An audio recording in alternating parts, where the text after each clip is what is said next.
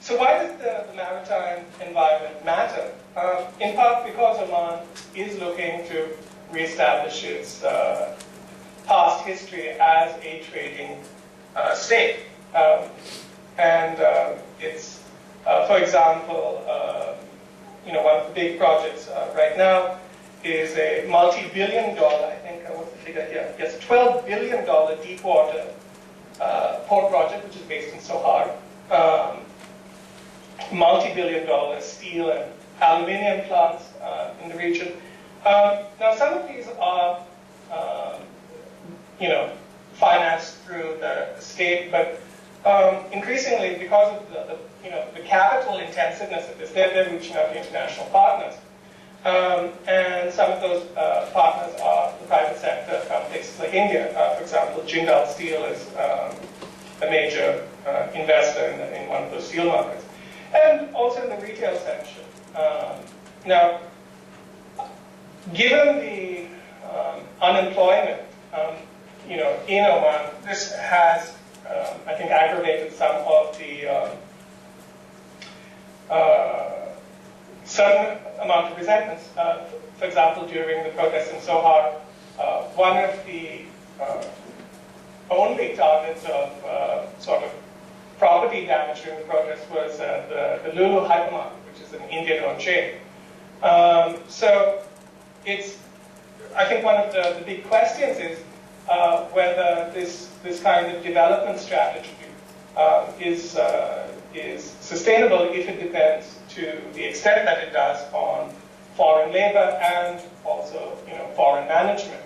I think current figures are that out of a population of 2.7 million, I think this was the 2010 census, some 750,000 are expatriates, and even the census authorities admit that this is a low figure. About 54% of those are Indian.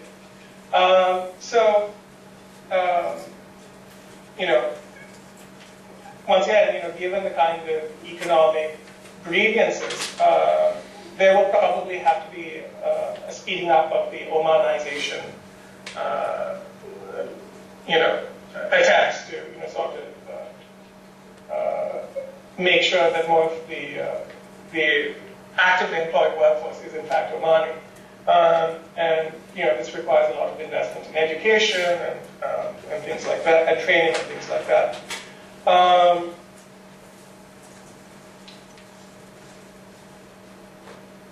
And I think this is actually probably a good place to stop and turn it over to more questions. Good. Okay, well, thank you very much, Johan, for that. And I know that from where we're sitting, your discussion of Oman's Indian Ocean history and connection is, I think, particularly interesting, and there probably will be some questions about that, at least from the Singapore side. I'd like to thank all of you for your excellent presentations, and now I wonder if we could open up the discussion at both ends, and I know there are a number of colleagues here from MEI and NUS and other institutions in Singapore that will have some comments. And I think at your side, I'm not quite sure how many people you've got there, but I can imagine there are some that will have some questions as well. I wonder if I could perhaps begin with the first one. One of the things that we found ourselves confronted with, and perhaps you did too, was sometimes called this wave of protest that has been sweeping across the region. And I think as we looked across the region in surprise, we were particularly surprised when these demonstrations began to occur in Oman. And you, of course, have illustrated some of the reasons why one might be surprised. It seemed as if it was a benign, stable, relatively passive kind of political order, a reasonably successful economic and social situation. And most interestingly to me, there was this historical sense of isolation, relative isolation, from the rest of the Arab world and the Middle East. Oman always seemed to be on a slightly different track. So my question really to any or all of you is, to what extent do you think these protests in Oman are generated by or even stimulated by the wave of protests that occurred elsewhere? And related to that, to what extent do you think that protests are similar to what we've seen elsewhere in the Arab world, that is, protests about bad government, about authoritarianism, about corruption, or are we looking at something that's really essentially rather different, which is kind of labor unrest, economic unrest? And I'm wondering, in that sense, how much of that unrest is generated by the Indian or the foreign expat worker community, and how much is really Omani? So there are a bundle of, I hope, related questions there, which I would be interested in your comments on. As I tried to point out, I think that much of the grievances have been there for a long time. And yes, Oman is a GCC member, but there are really two different parts of the GCC. There's the Kuwait and Qatar and the UAE, which have far more oil than they can, far more oil income than they can spend. And then there's the have-nots, Bahrain, Oman, Saudi Arabia. Saudi Arabia, of course, is a have, but it's also a have-not. And the problem in Oman is very similar to that of Bahrain, even though Bahrain has many other factors as well. And then it's a matter of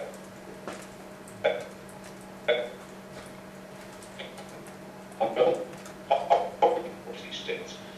And in the past, people generally kept those grievances to themselves. They would speak among themselves, but they didn't make it public. And when it did become known publicly, that is, to the government, the Sultanate cracked down. There was a series of arrests in 1994 and another series in 2004, both of which were ascribed to religious elements, which I think misses the mark, but that's been the strategy of the government.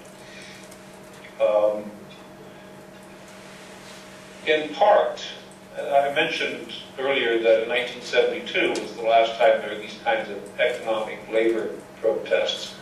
And they're much for the very same reasons. Partly, yes, it does impinge upon the expatriate community and the Indians in particular and other people. But a lot of these jobs are held either by very skilled people, managers, technicians, engineers, in which there aren't enough Omanis to fill, qualified Omanis to fill those jobs, or they tend to be in unskilled labor. And again, Omanis for a long time wouldn't take those jobs. Now that is changing, but still, there is a between, if you're going in the private sector, who are you going to hire? An Omani or an Indian? And for many reasons, they would prefer to hire the Indian because the salary is less. They can hire and fire whenever they like. If they don't like the way the person has been working, they can send them home. If you hire an Omani, you have to pay more money, you'll have to pay a pension, it's much more difficult to fire him, and you can't work him as hard. So this has been a long-standing problem. I'll just I'll just add a little bit to that. I made the point that Oman is a very distinct place. Now I'd like to make the point that it shares a lot of problems with a lot of the other countries that have been affected by the Arab Spring. It's got the youth bulge. It's got bad government. Perhaps it's not as bad as some of the other places, but it's also got a ruler who's been in power for 41 years, if my math is correct. It's a long time. A lot of Omanis are very grateful for Caboose for bringing them out of the dark ages, but at the same time, most of the young people have lived in the modern age and just don't have that memory. And finally, you've got the modern communication, which is, I don't think you blame the Arab Spring on modern communication or attribute it to it, but it certainly facilitated it. And all Omanis are hooked onto modern technology. And then you've got the economic issues. which of course are less acute in countries which have lots of oil and few people, like Qatar or UAE. But all the Gulf countries struggle with the problem that a large percentage of their population is expatriate, and when economic issues are certainly to the fore now. When economic issues press, then the natural tendency is to say we've got to reduce the number of expatriates, Omanization, and make more jobs for our own people.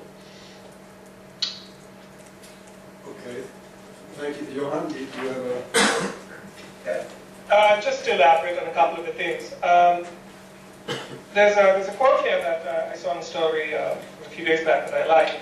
And it's a policeman speaking to a journalist at one of these protests. And he said, those soldiers over there, they earn only a monthly salary of 300 riyals, $780, like me. How can a family live on that? He said, if I was working in Qatar or Dubai, I would be making at least double that amount. So this, you know, as I said, it's relative poverty. I mean, Oman is an expensive place to live.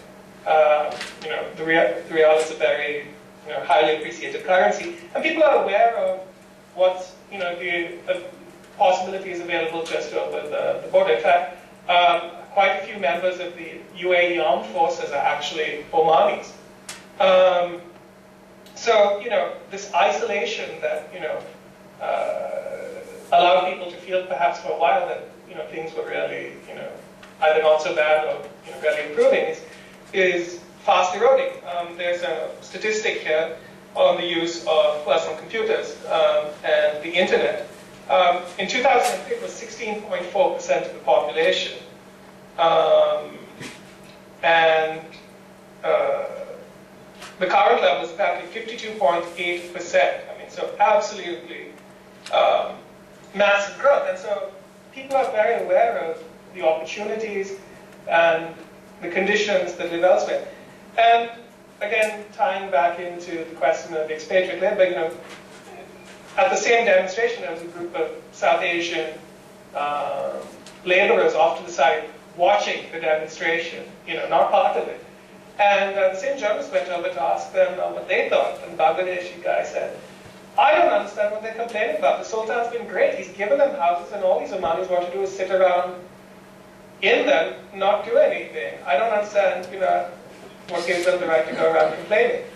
So you can see the very, you know, the very, very different perspectives here. And I think the challenge to political stability is, you know, finding a way to bridge these very different realities. Yeah, that's really interesting. I remember, I think the first time I went to Oman, which would have been around 1975 or 76, the Sultan was new, and he had, his father apparently had, oops, lost you. Are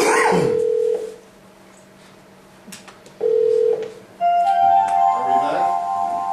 Welcome back. It's not us, Mike, I'm sorry. My only small anecdote was that we were told that his father had allowed only one school in the whole country to exist, and that if you wanted to go outside and study elsewhere, it was not easy because you had to get the written permission of the Sultan himself.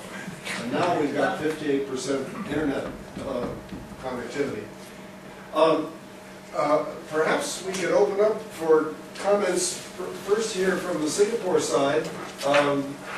And if you would simply raise your hand, and then when I call on you, if you would identify yourself, please, and ask your question or make your comment. Do we have something here from the Singapore side for our colleagues? Let me introduce James Dorsey. He's a visiting fellow and quite a well-known journalist who runs a blog on Middle East soccer. But I don't know whether you're going to ask about soccer in Oman, but whatever it is, please go ahead. I just wanted to make one comment, and that was that it seems to me that you have on both extremes of the Arab world, with other words, in Oman and Morocco, two monarchies which differ from, in terms of the protests from the rest of the Arab world, in that the rulers are being given a benefit of the doubt, a window of the opportunity. And the question, of course, is whether or not they recognize that and have the vision and the ability to respond in a form and fashion in which their actual rule will not be called into question. And obviously, if they don't, then I think that, certainly in Morocco, there are signs that it will move beyond a demand just for change, rather than a demand for change of the governing elite. Well, that was just a comment I wanted to make. Would anybody like to? I just agree. I think I gave a talk on the Arab Spring just earlier today, and in preparing it, I came to the conclusion that monarchies are rapidly inoculated from the, for example, Ali Abdullah Saleh's been power 40 years, but he's not inoculated. He's not a monarch. Whereas Qaboos, also power for 40 years, people are.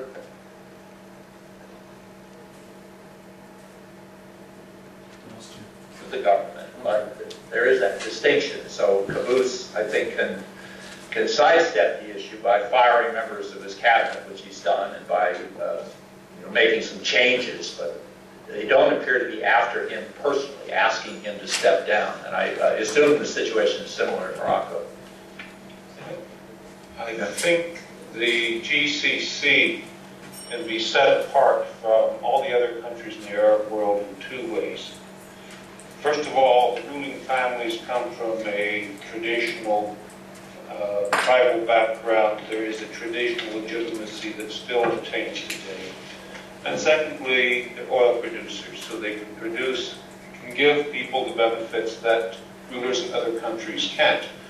Part of Ali Abdullah Saleh's problem is that he has no intrinsic legitimacy and has destroyed what legitimacy he could have had by governing well, and he doesn't have any money to give except to the people that are closest to him and loyal to him that will defend his back. The GCC as a whole has escaped quite well from this turmoil the last few months. Even in Saudi Arabia, most of the unrest has occurred amongst the Shia in the eastern province. And I think that's one of the reasons why. It's because the GCC is different. The place where it really has occurred is Bahrain. And in Bahrain, it is a matter of, first of all, it's the only ruling family that has conquered their country rather than grown out of the original tribal framework. And they, Al Khalifa in Bahrain, have acted more repressively towards their subjects than any of the other global rulers. Bahrain is not a very wealthy country either. There's a lot of very poor Bahrainis, and the majority of these are Shia. So there's a sectarian element, even though opposition in Bahrain is not really a sectarian issue. And it's only in Bahrain where people have, and only some of the protesters in Bahrain who said, we want to get rid of the government. Nowhere else in the Gulf people ever said that. They don't want to get rid of the government. The government's done well by them. They have a good, peaceful life. They don't want to be in Iraq. They don't want to be in Iran or Syria. They want to be where they are. They just like that government to operate more efficiently and more transparently.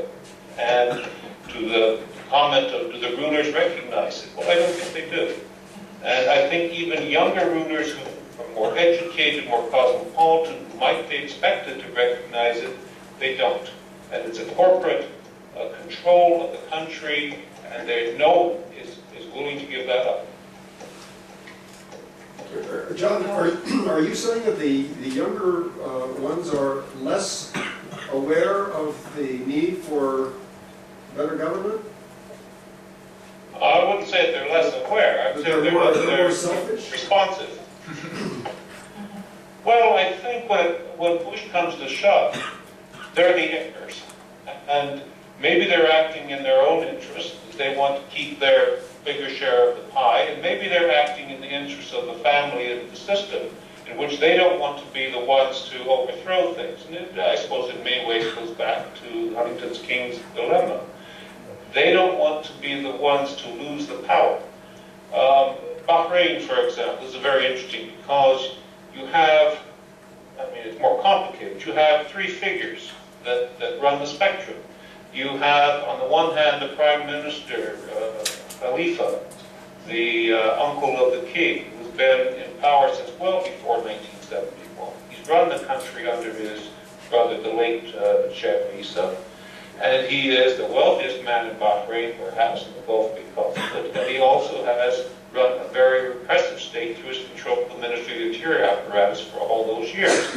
On the other hand, people say that Crown Prince Oman has been the relative liberal, that he's willing to meet with the people, he wants to institute the reforms, but he's flopped.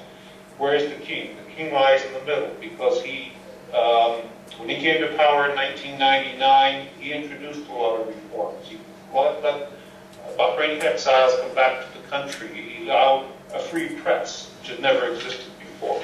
2 years later, he declared himself king and he stopped.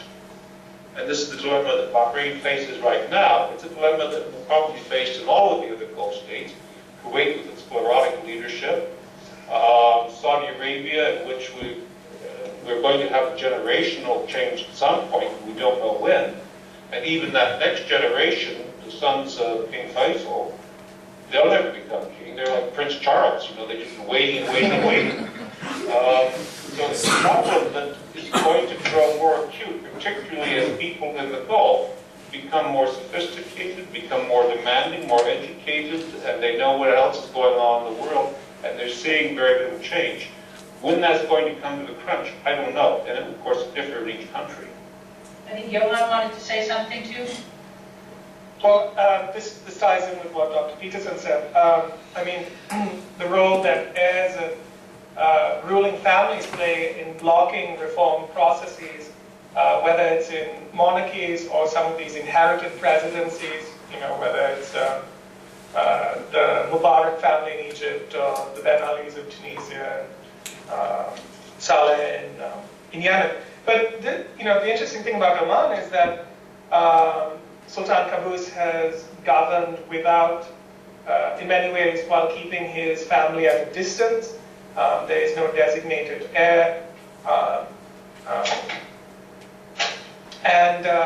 So in that sense, this may explain why it's in some ways been easier for him to very quickly deliver some of the reforms demanded. For example, sacking cabinet ministers, granting legislative powers to the Majlis al-Shura, which were some of the major demands. Now, the more substantive economic reforms, people will probably judge the Sultanate on its performance, 5 years from now, maybe even sooner if things get, if there's a downturn. But, in terms of political concessions, he doesn't have the same, swarm of hangers-on and parasites that, that can slow down, even symbolic concessions. Okay, thank you. May I just ask if we have some comments or questions from the Singapore side? Yeah, may I? Yes, please. Mushahid Ali here. I have visited Oman in the course of my last sort of tour duty in the Middle East, and I was struck by how peaceful and stable Oman is compared to the neighboring Gulf countries, which seem to be in a frenzy of development, petrol, oil, financed physical developments, but without development of the resources and the population. In Oman, I understand, the Sultan has decreed, and under his leadership, he has devolved development throughout the country. He has made sure that there is a hospital, there is school, there are other facilities in every village, in every town, so that there is no need for people from those villages to come and congregate or flood into Muscat or to any other bigger cities. So Oman has avoided, to a large extent, this influx of the population from the rural areas into the cities, which particularly is evident in Saudi Arabia, for instance, with 5 million or more people around Jeddah and Riyadh. Secondly, the Sultan has been able to sort of maintain his leadership and all by, in a way, balancing the competing claims or aspirations of the two main tribal groups, the two wings of the ruling family called the Al Said and the Busaidis. So the only question remains is whether when he goes without a designated heir, there would be a power struggle for a succession between the Al Saids and the Busaidis, which might lead on to a new wave of disputes or conflict. Yes. Lost the connection. So maybe you want to repeat the question later. Yeah.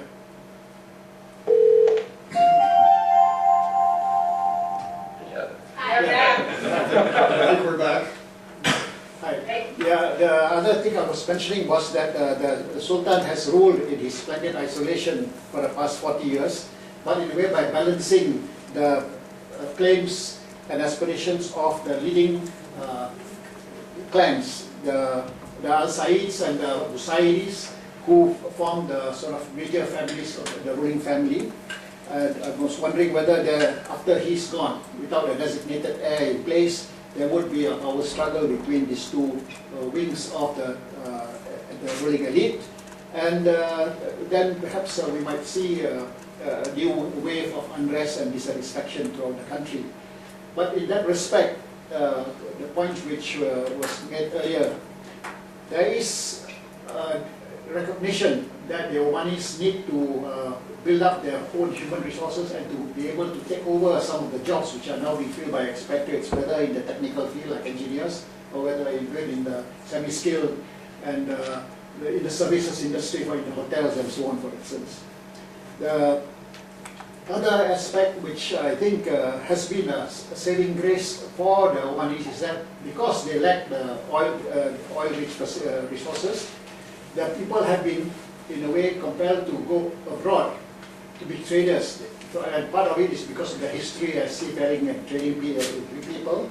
You find a big diaspora of Omanis in the other Gulf states and in the rest of the Middle East, who are doing a lot of things by sending back remittances back home. And I guess this will continue unless there are new opportunities which are opened up for them in Oman with early industrialization.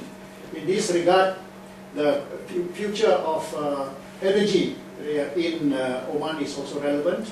I understand that Oman has gone along with the Gulf consensus to try and build nuclear power.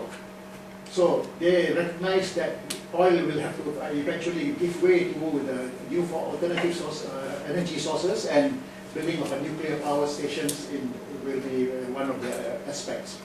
Again, connected with this is the fact that Oman has a more nuanced approach towards the question of the nuclear power aspirations of Iran. It is worried about the consequences if Iran becomes a nuclear weapon power, and if there's any conflict involving nuclear weapons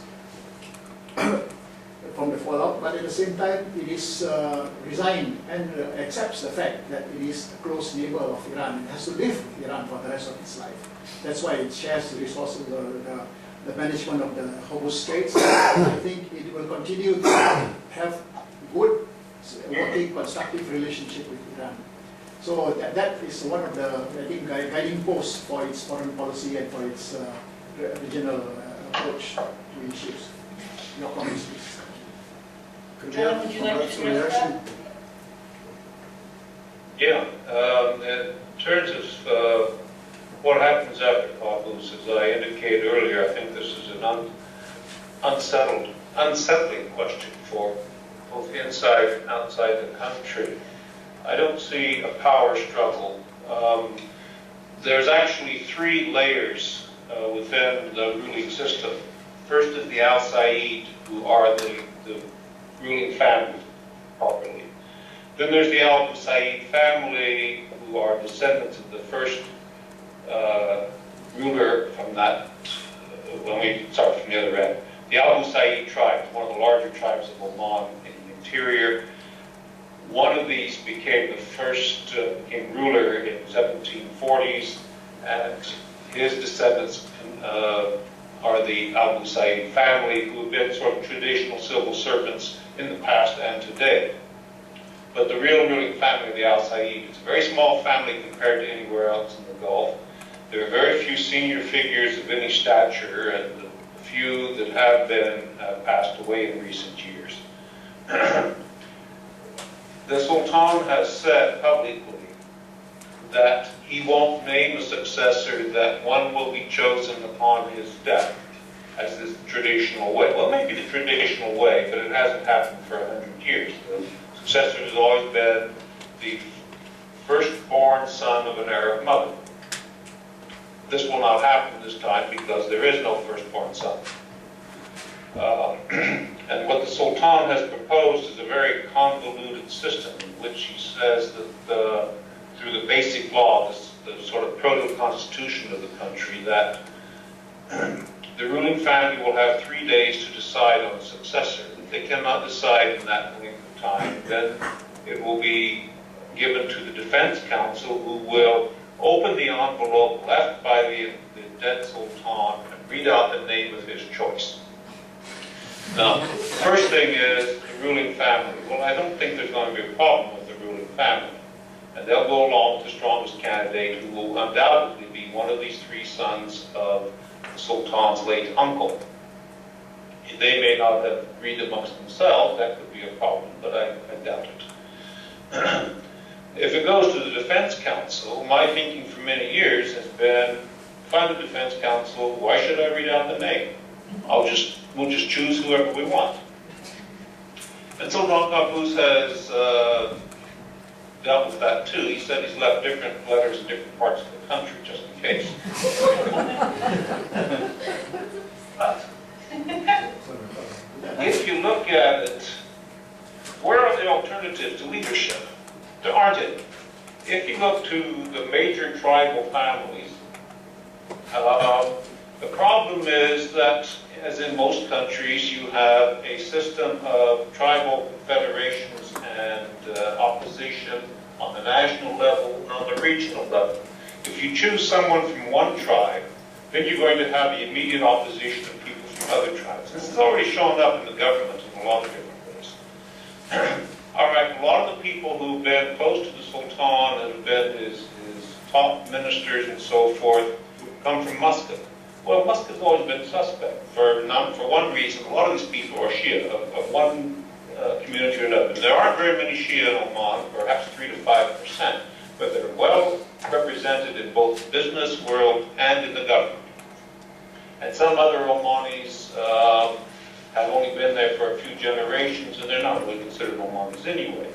There have been a lot of people in the government over the years who come from Dhofar in the south. Well, Oman and Dhofar used to be 2 different places. And there's been a lot of integration, but Omanis in the north, true Omanis, will never accept a Dhofari ruler. And no Dhofari wants to rule Oman. They prefer to be off by themselves anyway. So the only other alternative would be a republic. But how do you choose a leader in a country that has had no substantial elections, in which the elections to this National Assembly, this Consultative National Assembly, have had lots of problems, and people have been so fed up with it that even though there's universal electorate, the turnout has been abysmal in the last couple of elections. So I think it's probably generally agreed that it's going to have to be one of these 3 sons, and the family will go along with whoever they agree amongst themselves. Thank you. Thank you. Just a couple of quick notes. The basic law didn't exist when I was in Oman. There was no procedure to select a successor. Now there is one. That's better than nothing, I think. And in a sense, assuming the envelope in the bedside table has a name in it, there is an heir. Right? The Omani diaspora, I was a little puzzled by that. I'm not aware of a large number of Omanis working outside of Oman. There are Omanis in the UAE military, which was mentioned earlier, but I haven't encountered a lot of Omanis in other places in the Gulf. And then finally, when Qaboos is alive, there won't be nuclear power in Oman. My conversations with him suggested that he really doesn't want anything to do with nuclear warships, nuclear power plants, nuclear anything. Okay, thank you. We're kind of coming to the end of our allotted time, but let me ask if we can take another comment or question from the group here in Singapore for our panelists. Yes, please. Yeah. Please identify yourself. Yeah, my name is Li Ming. I'm an IT professional. I just want to ask about the comment from Johan just now regarding that there are different perspectives from the locals and the expatriates. You mentioned that the Bangladeshi didn't know why they were protesting. I'm just curious to know what led to this different perspectives among the locals and the expatriates. That's all. Well, I mean, I don't think that this difference in perspective is particularly uncommon in the Gulf, particularly the oil monarchies, both the haves and have-nots of the oil monarchies that have been very reliant on imported labor ever since the discovery of oil. And one of the first things that these rulers in these states have done is to create a very generous welfare system that secured, it's a development of traditional, responsibilities of the ruler towards, the rule. But it's like many rentier states, it's been an attempt to basically buy consent from the population.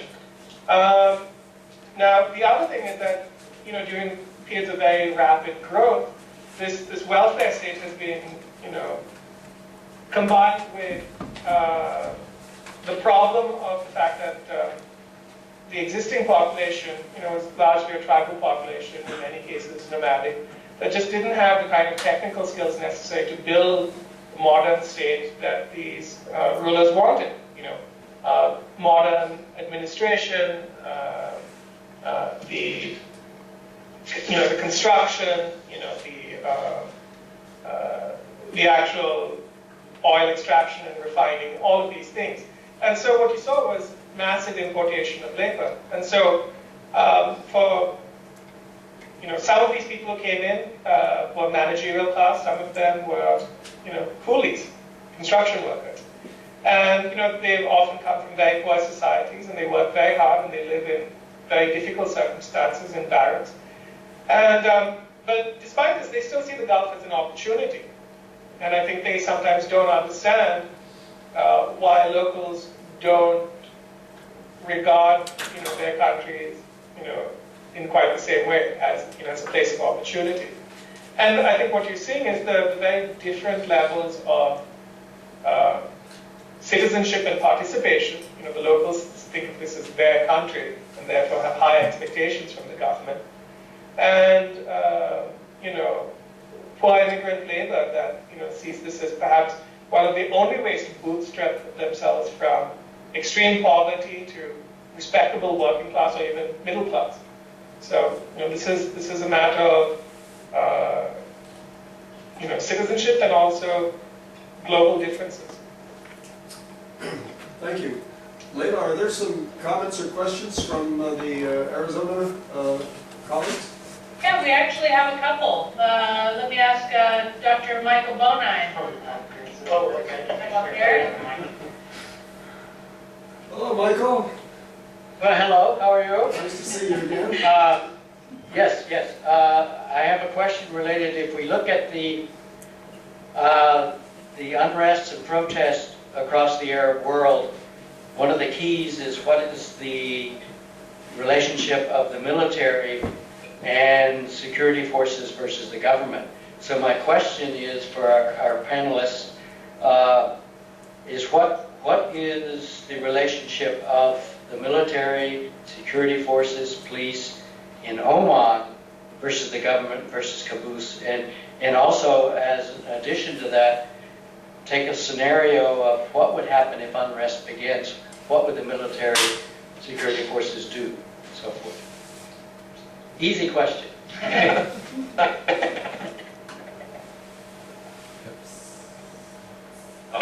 Yes, the military, as you've already said, was created largely by the British and was officered by the British for a long time until suitable Omani officers came up the ranks and went to Staff College and to RCDS in London and so forth. And one reason that they persisted so long in positions of command, particularly key positions within the military bureaucracy, such as staffing appointments, was because they were neutral. Now, I think the end result of that is the armed forces proper, Army, Navy, and Air Force and Armor, and the Royal Guard of Oman are professionally organized, professionally run. And people reach the top. They may not be the best candidates, but they're certainly qualified for their positions. The police, in Oman, the police are different from most other Arab countries. I've taken airprints past the Ministry of the Interior in Muscat, and they say, that's it, that little building over there? Because in other Arab countries, the Ministry of the Interior has security operations, they run all kinds of things. In Oman, it's the police who do security, traffic police, criminal investigation, customs, fire prevention, all of these things. And they are extremely professional. And the dealings that I've had with them personally have shown that. If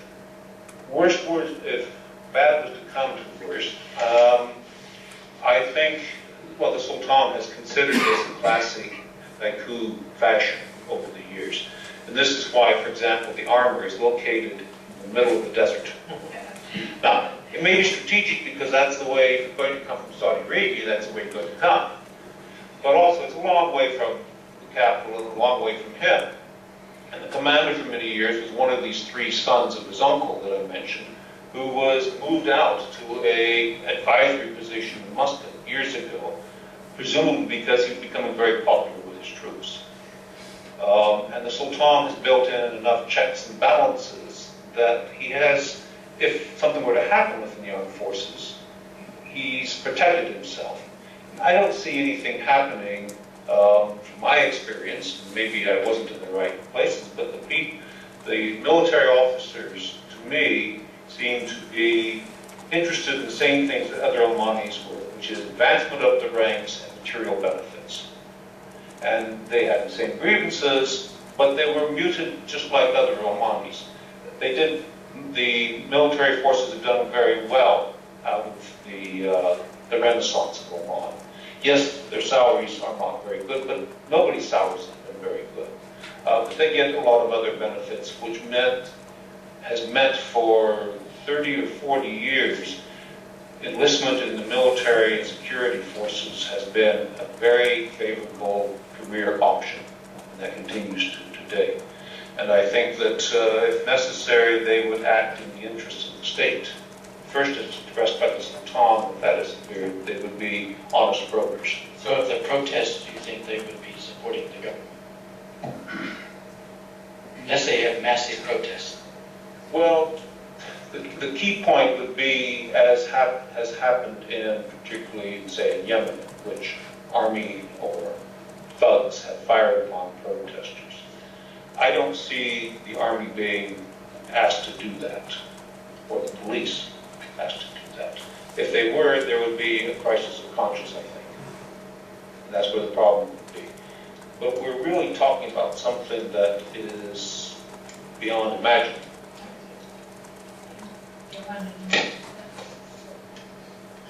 Yes, I think one thing that has to be remembered is that Sultan Qaboos, in many ways, personally led what was, one of the most successful classical counterinsurgencies, and so it was very much, recognized the importance of hearts and minds, and unless he goes completely senile, it's hard to imagine him. I think he would be willing to use force if it came down to it, if he was facing an armed insurrection. But it's difficult to see, such a lapse of judgment I mean, that's my personal opinion. And I'd also, like to emphasize what Dr. Peterson said about the professional orientation of the Army and Police Service, which was again something that was, in part built up by the British, but also something that was built up by Caboose because he understood the necessity of professional forces to defeat a tough insurgency. And these are standards that have been maintained. I mean, in some ways, it's analogous to Jordan. The British officer called severe internal challenges, and the importance that professionalism has, that has remained, and the pride that people take. In terms of the internal checks and balances within the military, and there's a royal guard that is actually a separate service from the army. This is again not unusual for Arab and Middle Eastern governments, as a backup counter-coup force that remains personally loyal to the monarch. There's also the factor that is something that we see increasingly in the Gulf, which is which is in some ways traditional, and in some ways becoming increasing. That it's intensifying, and that is reliance on foreign nationals. There's a tradition in Oman of hiring Baluchis as soldiers, and this is something that continues. In Bahrain, for example, I know has a lot of this, military personnel are Pakistanis. In fact, some of the military foundations in Pakistan actually recruit officers as well as men, to serve in the Bahraini security services. So, I mean, I think there's a array of choices for the ruler that is really determined to stay in power, even against the wishes of his own people. But this is not yet something that Oman faces. Johan, you remind me of Helen. Sorry. We're out. Johan. Oh, sorry.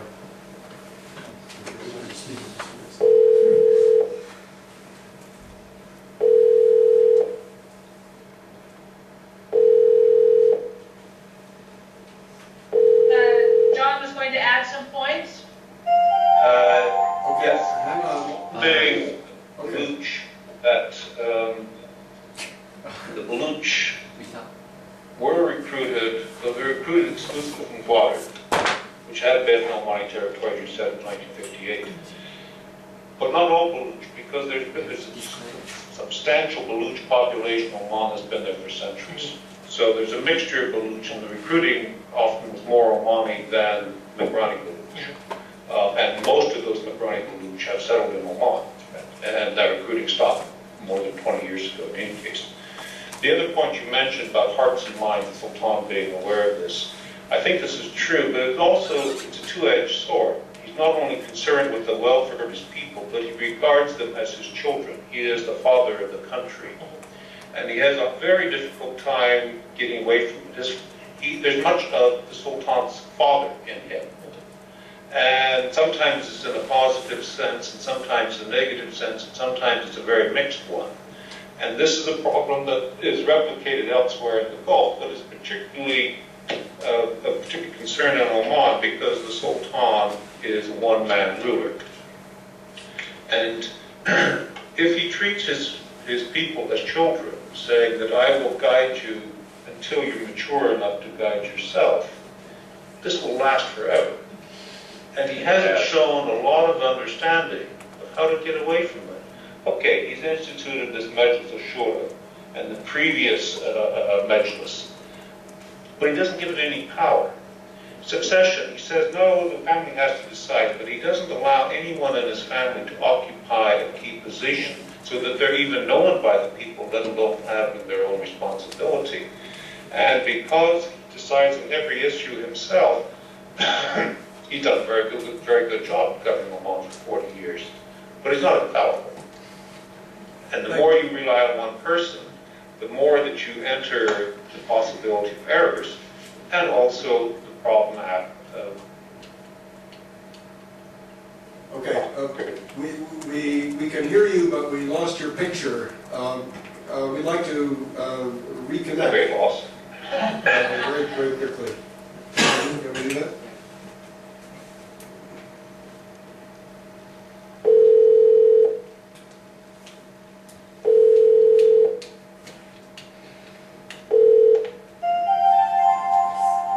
Okay, now we can see you.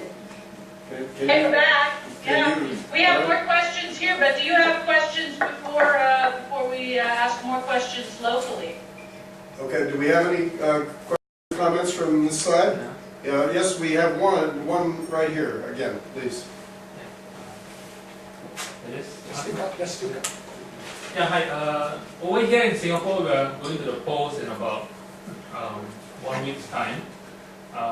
And I've seen some similarities when you talk about Oman, influx of foreigners and all this, and also people are calling for a change in the government. That's what I'm hearing from the ground in Singapore.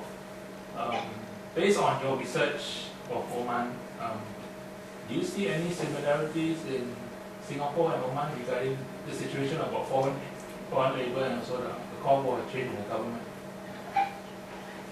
As a comment, maybe. Sorry, I couldn't help myself, but I have entered the scene. No, it's totally different. In Oman, I mean, for like 1 hour, everyone has been saying in Oman is a one-man show. Even though our minister mentor always appears in the news, I mean, it's quite a different. He doesn't have, as in the extent of power that Sultan Qaboos has, and yeah, we haven't had. Okay, I'm not back there in Singapore, but I do read the news. We haven't had like mass protests. I mean, there are going to be rallies, and there are actually lots of there are lots of criticisms online. There hasn't been much backlash from the government. It seems like as the criticism of government is sanctioned, and the online space is, hasn't been policed much. So, yeah, I think it's very different. I think it'll be dangerous to draw parallels, and there's just too much. I mean, when you do comparative, when you're comparing across political systems, there's just too much to take into account, and I think that'll be a bit too dangerous and reductive. Also, I have a direct for kentridgecommon.com. It's an independent student online newspaper. You might want to check it out. Thank you. Okay, did everybody get that? Other comments? Anyone here to add? Anything to that? Okay. All right. Have you got some more comments at your end, or should we think about winding up? We have a couple more questions if you've got time. Do you all have time though? Because we're all here. So we can answer these questions locally if you all need to wrap it up. But we do have a couple more. No, I think we can go for a few more minutes. We've run well over the announced time, and this is extremely interesting. So, yeah, go ahead. Okay, Dylan, go ahead. Okay. Well, this was sort of on the other side of Dr. Bonan's comment in terms of what if things develop negatively, assuming that, like most of you said, stability is maintained. I mean, you mentioned in terms of the position Oman could play between perhaps a bridging of Iran to the West, perhaps, you know. With the recent protests that are going on, we're talking about these cases that have less protests, that might be, you know, bulletproof based on monarchies or whatnot.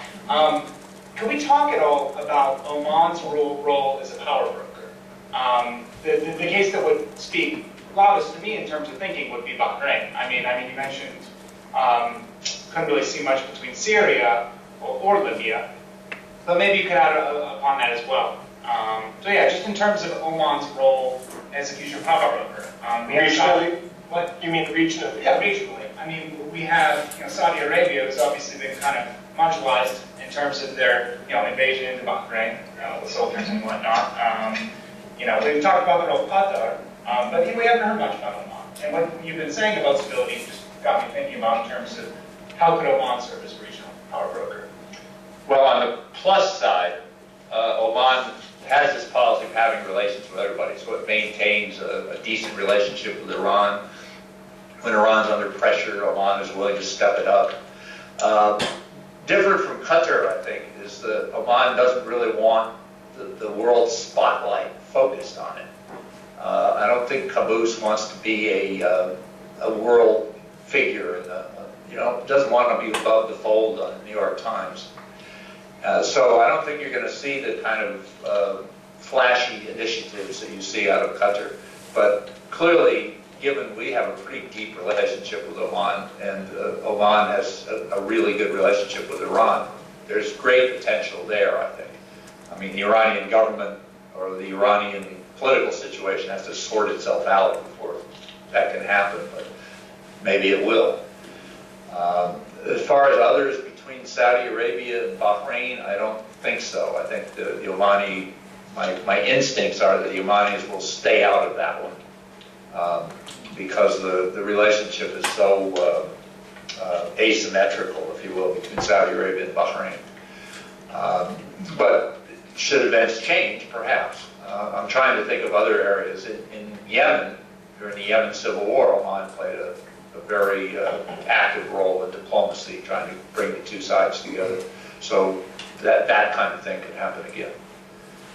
I would think that Oman would try to stay out of anything to do with GCC as much as possible, because it's always been felt to be on the margin. There's a couple of cultural factors that come into play. The old Sultan would, if the ruler of Kuwait would stop by Muscat on his way to India in the 40s, the 50s, and maybe probably not the 60s, and the ruler would not see him. Why? Because he was just a tribal sheikh. He wasn't a real ruler. And that still applies to a certain extent. There's that.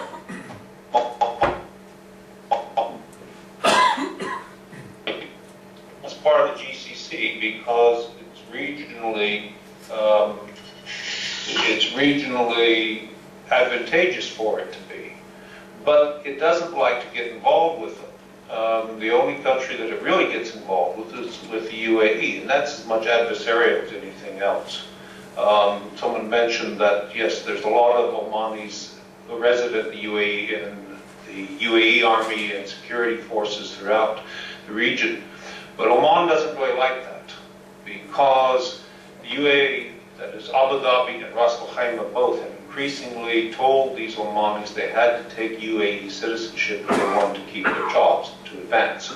And that means Oman regards the UAE as stealing its citizens. Elsewhere, I mean, Bahrain, that's someplace else. It's to most Omanis that is about as close as Syria or Libya. Could I just throw in a comment here? It seems to me that when things really got bad in Bahrain and the demonstrations began to occur in Sahara, the GCC rulers came together, the rich men's club, as it were, but they put Oman and Bahrain basically in the same box. They said these are two countries that are more being acted upon and being disturbed from within than are capable of doing other things. So it seems to me, unlike Qatar, where they deploy large amounts of money as well as very skillful and agile diplomacy to play an outsized role in the regional system, the GCC people seem to be coming together to say, look, we're an exclusive club of 6 rulers.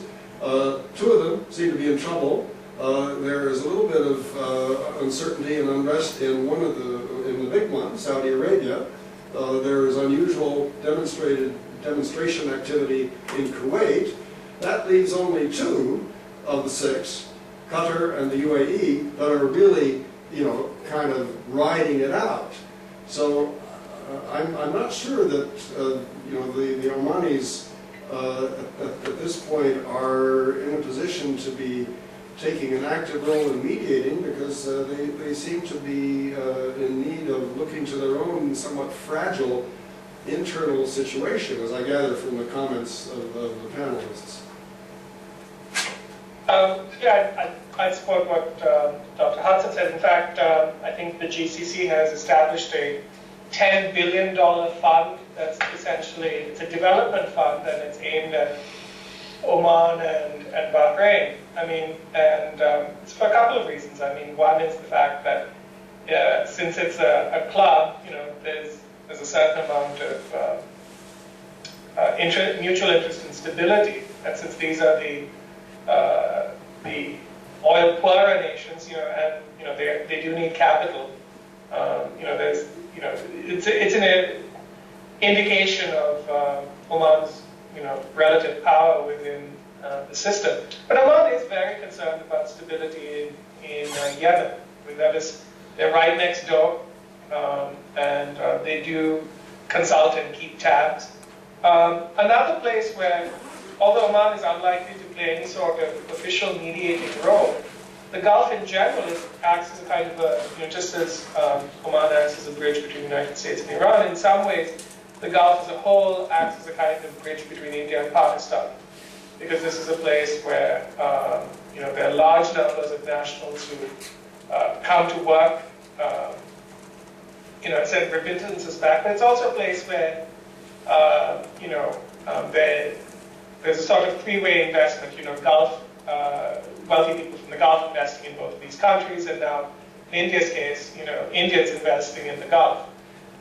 So there's a kind of, triangular relationship there, but I'm not sure that it's something that's, that will bridge, relationships between India and Pakistan at a high political level. Although, India is interested, I think, in becoming more of a security provider in the Gulf, and probably will take that role. And the Pakistanis are also interested in this role, except that they're more closely tied to the Saudis and Bahrain. So. Can I just jump in and ask one last question, since the topic has come up a little bit?